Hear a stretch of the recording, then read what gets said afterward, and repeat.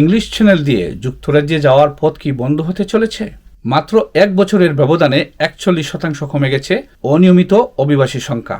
কি এমন পদক্ষেপ নিয়েছে ব্রিটিশ সরকার, যার প্রভাব দ্রুত দেখা যাচ্ছে? চলুন জেনে নেওয়া যাক বিস্তারিত।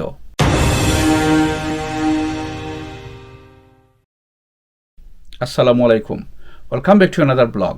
ইংলিশ চ্যানেল পাড়ি দিয়ে যুক্তরাজ্যে অনিয়মিতভাবে পৌঁছানো অভিবাসীদের সংখ্যা এবার উল্লেখযোগ্যভাবে কমেছে। ব্রিটিশ হোম অফিসের প্রকাশিত সর্বশেষ পরিসংখ্যান অনুযায়ী 2026 সালের 1 জানুয়ারি থেকে 30 জুন পর্যন্ত ছোট নৌকায় করে যুক্তরাজ্যে পৌঁছেছেন 11,884 জন অনিয়মিত অভিবাসী।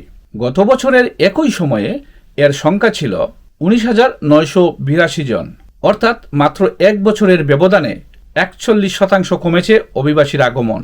শুধু গত বছরের তুলনায় নয়, 2024 সালের প্রথম 6 মাসে এর সংখ্যা ছিল 13,489 জন। সেই তুলনায়ও 12% কমেছে এই বছরে। বিশ্লেষকদের মতে এই পরিবর্তনের পেছনে রয়েছে সীমান্ত নিরাপত্তা জোরদার, মানব পাচারকারী চক্রের বিরুদ্ধে অভিযান এবং অভিবাসন নীতিতে কঠোর অবস্থান। এদিকে যুক্তরাজ্যের পার্লামেন্টে আশ্রয় ও অভিবাসন ব্যবস্থা সংস্কারের জন্য নতুন একটি বিল উত্থাপন করা হয়েছে।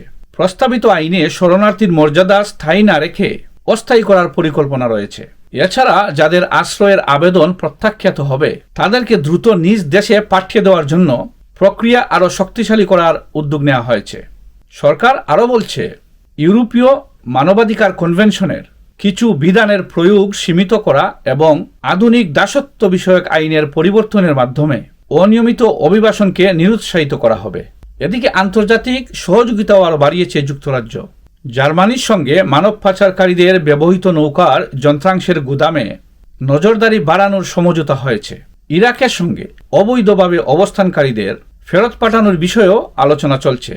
আর ফ্রান্সের সঙ্গে 3 বছরের একটি চুক্তির আওতায় ছোট নৌকা ছাড়ার উপকূলগুলোতে টহল জোরদারে 66,20 লাখ পাউন্ডের সহায়তা দিচ্ছে যুক্তরাজ্য। তবে মানবাধিকার সংগঠনগুলোর মতে শুধু কঠোর আইন নয়, নিরাপদ ও বৈধ অভিবাসনের সুযোগও বাড়ানো জরুরি। কারণ যুদ্ধ, সংঘাত ও অর্থনৈতিক সংকটের কারণে এখনও অনেক মানুষ জীবনের ঝুঁকি নিয়ে এই বিপজ্জনক পথ বেছে নিচ্ছেন।